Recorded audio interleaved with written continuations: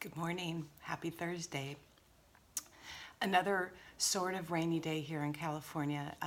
It's raining up in the LA area. Not that you need a weather report, but we thought we were going to have like 5,000 inches of rain, and everyone's been preparing. And we got a call at 4:30 that John didn't have to go to work because it's going to rain. Well, he just went to work. So it's quiet here. The dog is asleep, although I have this just in case. And so anyway, because he was home, there was a cup for me by the coffee pot, and look what it says. Blessed.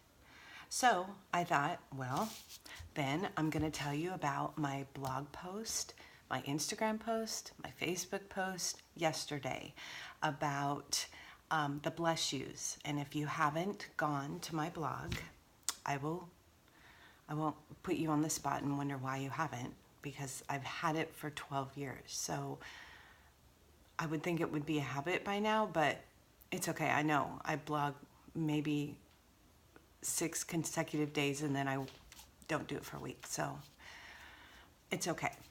You can go there. If you don't know the name of my blog, it's Homegrown Hospitality.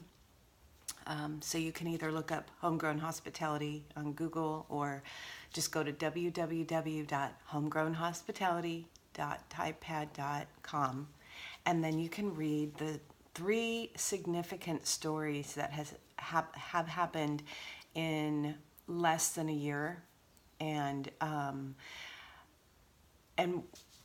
how I came about this whole Bless You. I'm calling it ministry because I really think it is. And so last night I got a text from a friend that said there are either 22 10-packs. Well, yeah, that's what it is. 22 10-packs of Kleenex being delivered to your house. She ordered those. So thank you. You know who you are. On my post and on my my email, I had said, does anyone know anyone at Singer or at Moda or at Fiskars? And I have some contacts, but I feel like I'm going to put it out there because someone knows someone that does something for someone who can help us with this, because it's far too great of a job for me. And if you're confused because you haven't read my email or have looked at my Instagram or have gone to my blog, real quickly, I've been making these things for a long time, years. Little tissue cozies. I wish I had one to show you, but they're all given away right now. So I was, the stories tell about the issue with in a situation where you don't know what to say, there's nothing you can say, or you don't know the language, or you don't know the situation. 2 things you can always do for someone, besides lots of other things.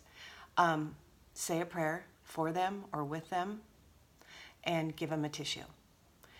And I'm pretty sure I'll be that grandma, like my grandma, that had the tissue in the sleeve. I always have them.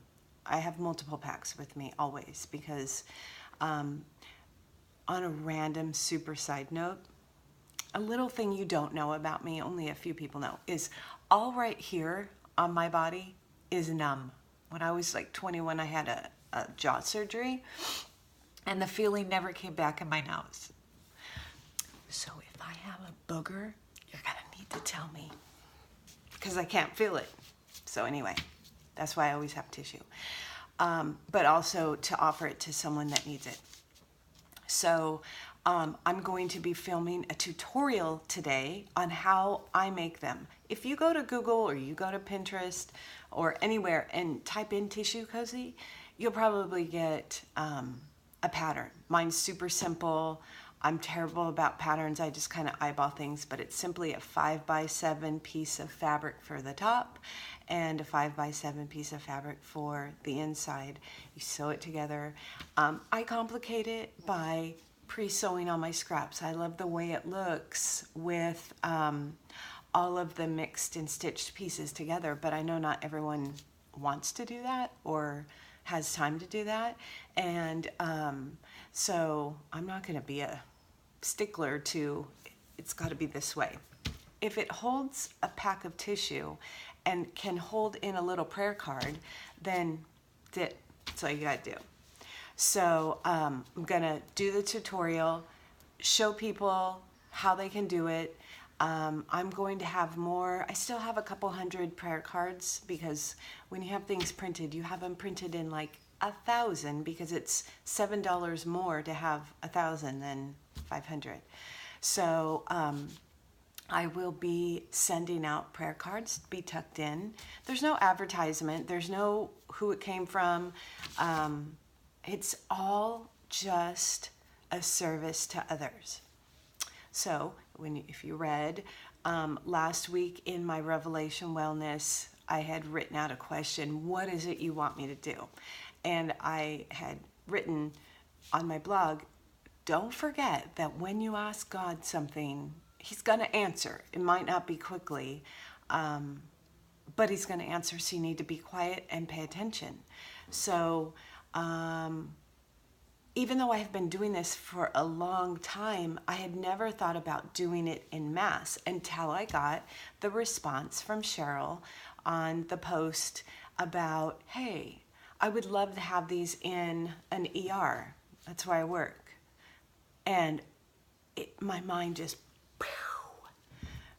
I have other things that I need to work on, but this has overwhelmed my mind. And I thought, instead of keeping it and hoarding it for myself, I'm going to put it out there and I'm going to share it with you, because I know we can do this together, because there are needs. And I felt bad a little bit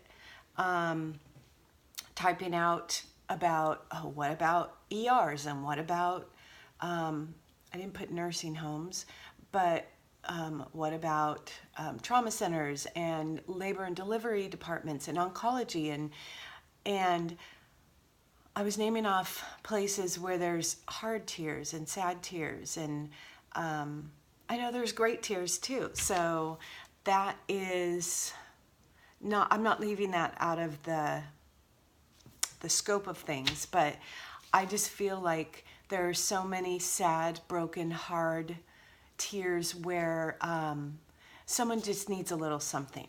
And I'll tell you one more story. I don't want this to be too long, but I felt that way in Dublin last summer.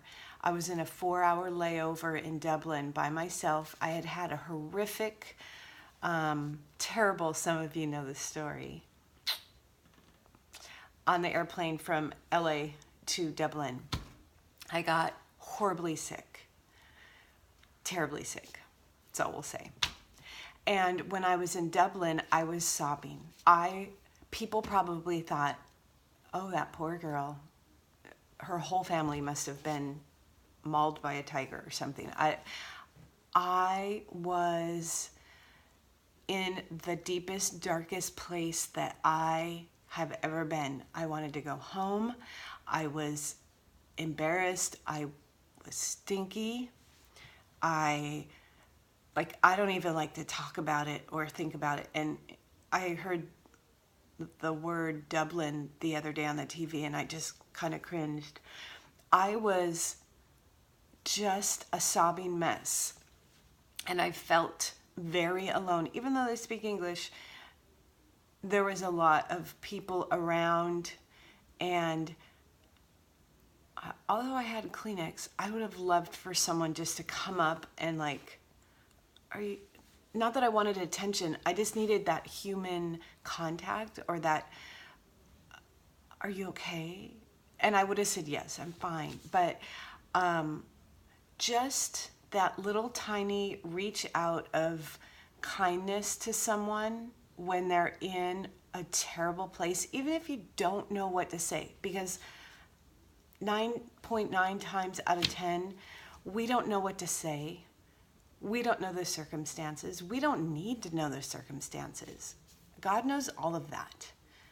All we need to do is approach someone, tuck a tissue in their hand, touch them on the shoulder, smile, just reach out. And had that happened to me in Dublin, it probably would have flipped a switch, but it made me aware of how just reaching out to someone in a moment of sadness or despair, or, I mean, I was on my way to Italy, so I had nothing to be crying about, but I had been very sick and I was very stinky.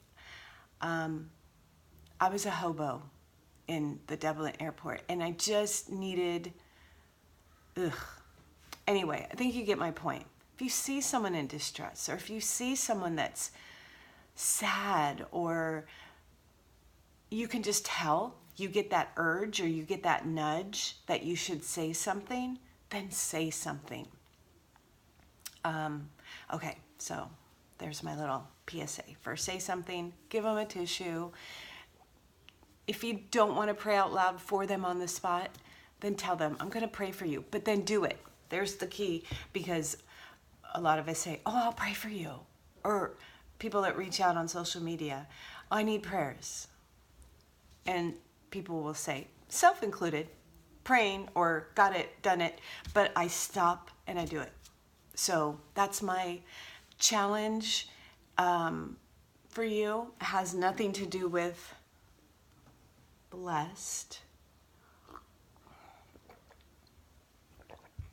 But when you get the urge, the nudge, that feeling, if someone's on your mind or someone's on your heart, or you're thinking about someone, pick up the phone, text them. If you're walking and you see them, say hello. If you see someone sad, give them a tissue. So again, I'm going to post a tutorial hopefully today. I'm going to get out there before the 29 inches of rain pounds on the roof and make a video, and we'll get this thing going together. So have a good week. The dog just woke up. I heard him. And I'll see you next week.